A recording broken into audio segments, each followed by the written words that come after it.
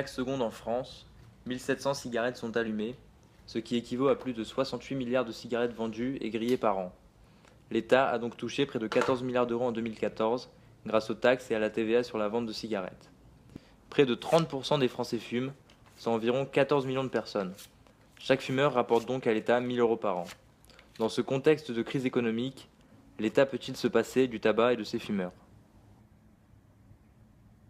En 10 ans, les paquets de cigarettes ont augmenté de 40%, alors que le nombre de fumeurs a diminué de seulement 15%. On peut donc se demander si l'augmentation des paquets de cigarettes vise à diminuer le nombre de fumeurs ou à renflouer les caisses de l'État. La cigarette que l'on fume aujourd'hui va rapporter demain à l'État. Chaque jour, l'État gagne donc 30 millions d'euros grâce au tabac. Ces bénéfices ne sont pas négligeables en temps de crise et le gouvernement ne peut pas faire une croix sur ce revenu constant et quotidien. Pourtant, les méfaits du tabac sont connus.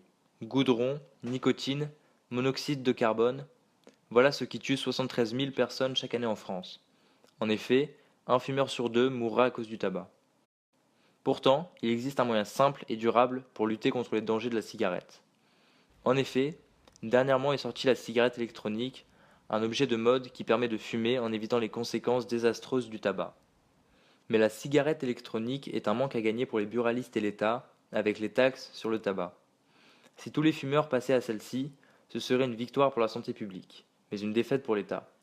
C'est pourquoi ce dernier met des bâtons dans les roues à cette alternative, en créant une loi qui interdit de vapoter dans les lieux publics. De plus, il insiste sur le fait que les conséquences à long terme sur la santé des cigarettes électroniques sont encore inconnues.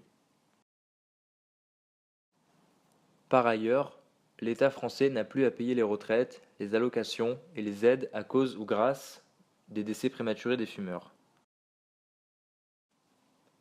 Malgré les campagnes de sensibilisation, gestes symboliques, l'État veut conserver les bénéfices liés à la vente de cigarettes. Ces bénéfices lui sont nécessaires. Il pourrait pourtant mener de réelles actions visant à réduire considérablement le nombre de fumeurs, en valorisant par exemple le vapotage. Malheureusement, le gouvernement ne semble pas s'engager sur cette voie-là et tente d'empêcher la propagation de la cigarette électronique. On peut donc dire que l'État est accro au tabac.